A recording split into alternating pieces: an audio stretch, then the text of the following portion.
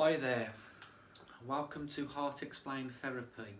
Now I've got a little book today because I want to get everything right because I'm quoting stuff off the NHS website, the holy grail of the government's medical treatment for the whole population of the UK, and I think they're wrong. I think they are wrong, and they're wrong on ADHD and a condition called ADD. Now these conditions, and I've got to write them down because I don't want to get anything wrong about this. These are the notes from the NHS website. As soon as you watch this, you can Google and you will see the same information based on what I'm going to say. My argument is we do not understand mental health in adults or children. It's something that I believe doesn't have to exist, and it exists on conditions that are caused as we grow up. The society we live in, the environment that we have, the actual lessons that we learn through education, through parenting. And we don't look at this. We label a behaviour, we give a medication that changes brain, nerves and chemicals, and then we believe that that is okay and it's worked. And I think it's creating this human race to be a bunch of zombies who have actually forgot what it's like to be human. It's that dangerous to feel anything anymore and be human. We're just distracting ourselves through drugs, medically, illegally, all sorts of distractions. And this one winds me up because we're abusing kids. That's what we're doing. Now all them parents out there who've got children with ADHD and say it does exist, I see it, and they've been better with the medication. I know why they've been better with the medication. You have stopped receptors in your child's brain from functioning like they are supposed to. There was nothing wrong with your child. There was behaviours in him that existed for a reason, and the reason is separation of parents, lack of love or too much love from parents, not getting the right empathy and sympathy in the right moments. Just because you don't know how to do that, it's not your fault that you're ignorant and unconscious to it, but it is bad that a doctor, a qualified man, can say with that it's okay to give someone young a tablet. Now this is my argument, and again, I could be totally wrong, and in 50 years time I will look an idiot, but in 50 years time, I'd hope it's not 50 years, but I know we're going to have a big U-turn on mental health, and we're going to eradicate it with the use of our minds, not with the use of medication. Now this is my problem. Two types of ADHD, the inattentive and the hyperactive, right? The inattentive, these symptoms would get your child, or an adult nowadays that they diagnose this with. If you have these symptoms, then you will get diagnosed with ADHD and ADD. Now when I read both sets out, the inattentive and the hyperactive, you just tick what you have seen when you were a child and your behaviour, if you can remember it, and what you're like as an adult, and just tick these through as you go. And when you externally view children, tell me if these ring a bell, because I argue that this covers every behavioural trait that's natural in a child and a human, yet it's labelled like some sort of problem and disorder. The first one, the inattentive. It's not paying close attention to detail. Do you know a child that pays attention to detail? You're talking about a 1% of children who are geniuses. They pay attention to the piano because they're currently playing Beethoven and they're only 5. That's ridiculous. Making careless mistakes. The fact that you've got that sentence linked with 5 to 17-year-old disorders is ridiculous. Trouble focusing on tasks and conversations. Wow.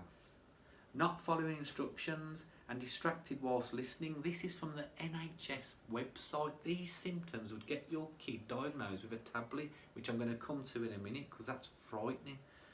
Now the other one, the hyperactive, so we've polarised one way and covered all those sort of things, those behaviours that we see in children that I argue is in all us as an adult.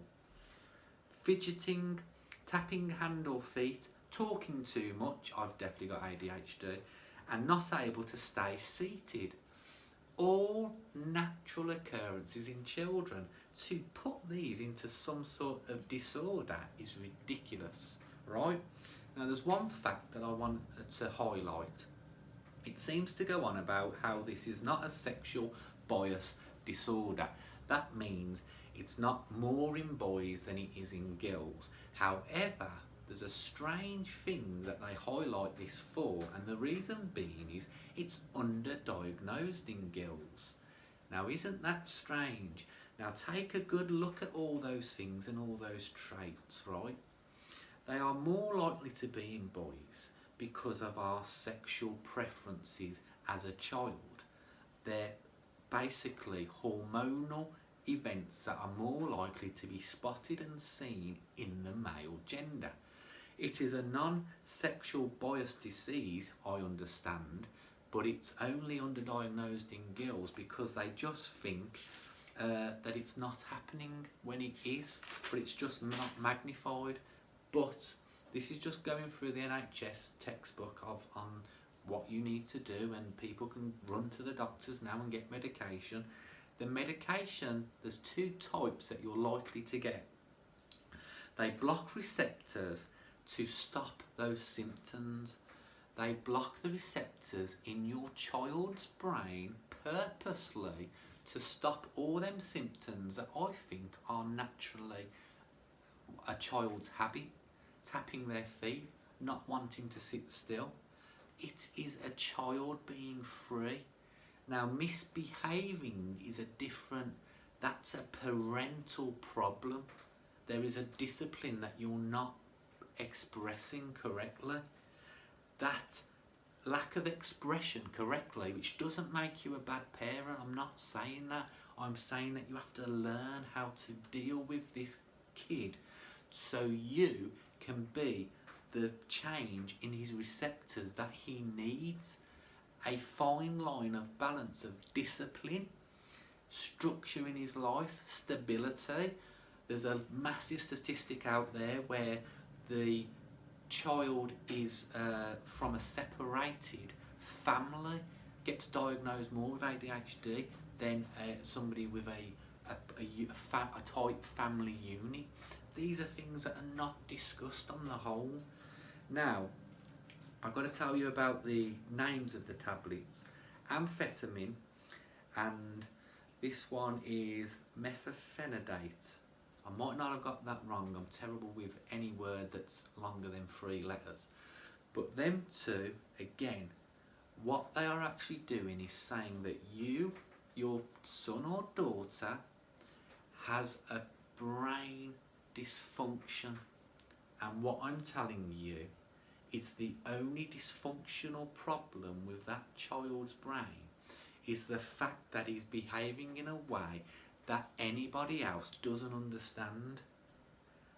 You don't understand somebody else's behaviour, so you label it and you want to get medication for it to change. The pharmaceuticals have developed a way to make your child basically turn into a zombie, which obviously will sort out all the behaviour. It will now look like all of those behaviours have gone, and he did have ADHD or ADD, and he did need that tablet because it's proof, because he's no longer expressing the behaviour. He is not expressing the behaviour because there is no emotional feeling for him to be had, and he is stuck on this now. And you telling me that you can be stuck on a medication from the age of 5 to the age of 16 or 18, and you think you're ever going to come off that medication, and if you do come off that medication, you're going to have massive withdrawal symptoms, because that has done something for most of your life. We are destroying adults and we're destroying kids before they become adults. We're doing it with all sorts of mental health problems. This goes for the same with antidepressants. And I just want to say that these are the facts and these are my perspective based on knowledge that I've learned through introspecting my own mind and discovering stuff that's all out there now on the internet. I'm not labelling anybody as a bad parent. It's easy to say that anybody with a kid with ADHD must have bad parents. I'm not saying that you're the greatest parents either, because you know what? You didn't know how to be a good parent. You don't get a degree in parenting. This stuff is just by chance. You could, and if you could get a degree in parenting, you would see that there's understanding, there's emotional understanding, there's an emotional intelligence that you need to get to understand that when they don't sit still, when they have bad behaviour based on their sort of expression of themselves, it can be seen and dealt with in a whole different way. That's my rant over. This makes me angry because I have seen people and know people that have children on this tablet, and I don't think any adult or child needs a tablet for any mental health disorder. There's a place where mental health, as clear as day, doesn't exist. It's not a reality, and the sooner that everybody knows this and share it, as much as you think this video is meant to offend someone, it's meant to just make you perceive reality in a different way. And once you can see it, you will see that some of it, and hopefully all of it, just makes sense. And I need the textbook for big words, but it's all on the NHS website. Don't take your kid to the doctor, because they will just in 5 seconds do anything to get your child on a tablet, and your kid doesn't need a tablet. You can learn all about your child by introspecting yourself about how the human works, about what it's like. There's great books out there by people who just know about the psychology of a child. I've had to learn how to be a better parent in my own circumstances because I was unconscious to parenting. I was ignorant. I didn't know how to do the right thing, and 9 times out of 10 I still don't, but I'm learning. I'm now taking it as an education, as I should know what to do, rather than just react and respond based on the way my mum and dad did or didn't react and respond. That's caveman attitude, and we're in 2020 now, and all this can be eradicated. And once we get rid of mental health, you will see the world in a whole new light. The changes, there'll be less crimes, there'll be less bad behaviour. You won't having these kids who are getting scanned with metal detectors because they're carrying knives on them because they think they have to, and these young gangsters on the streets, separated parents, and no one's looking into that emotional turmoil. That's where the anger's coming from. That's where the anger is coming from, and you're just trying to block the receptors with a drug, when this can be changed through love and understanding and caring, getting on the planet, getting a grip with you being human on this planet in the year 2020.